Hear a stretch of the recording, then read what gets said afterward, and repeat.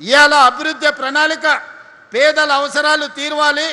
ఈ ప్రాంత అభివృద్ధికి అవసరమైన ఎలివేటెడ్ కారిడార్లు కానీ, ఫ్లైఓవర్స్ కానీ, అండర్ పాస్లు కానీ, రోడ్లు కానీ, అవసరమైన ప్రభుత్వ కార్యాలయాలు కానీ, ఇవే కాకుండా పేదోళ్ళ పిల్లలు చదువుకోవడానికి young India integrated residential schools కానీ, అదేవిధంగా తెలంగాణ స్కూళ్ళను కానీ ఈరోజు ఈ ప్రాంతంలో మనం మొదలుపెట్టినాం.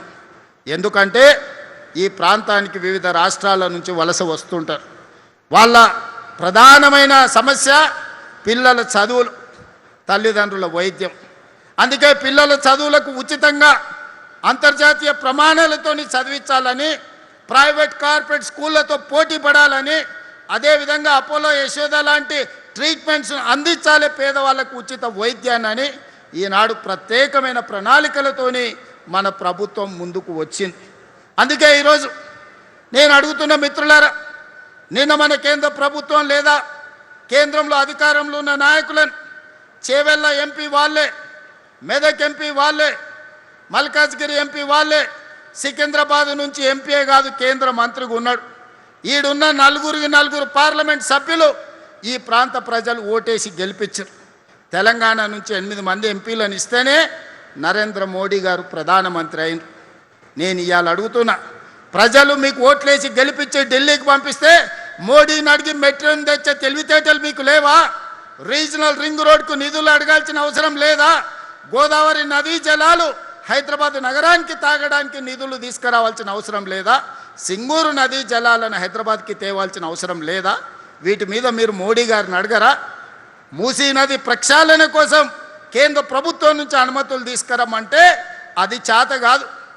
కానీ ఈడుండి పొంకనాలు కొడుతున్నారు.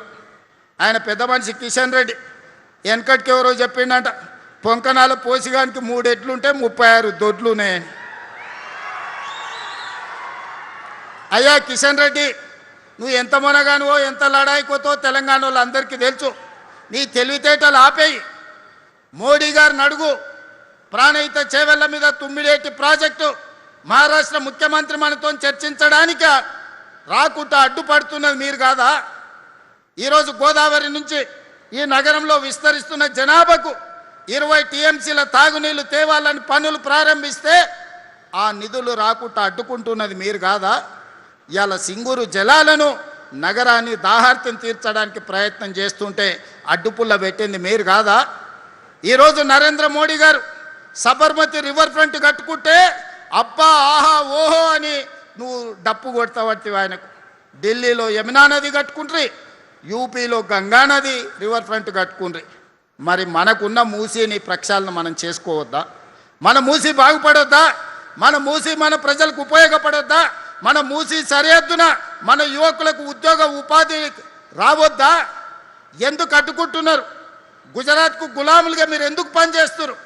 గుజరాత్ అభివృద్ధి చేసుకోవడం నరేంద్ర మోడీ బాధ్యత అయితే తెలంగాణ హైదరాబాద్ నగరాన్ని అభివృద్ధి చేయాల్సిన బాధ్యత కిషన్ రెడ్డికి, ఈటెల రాజేందర్కు, విశ్వేశ్వర రెడ్డికి, రఘునందన్ రావుకి లేదా అని నేను అడుగుతున్నా.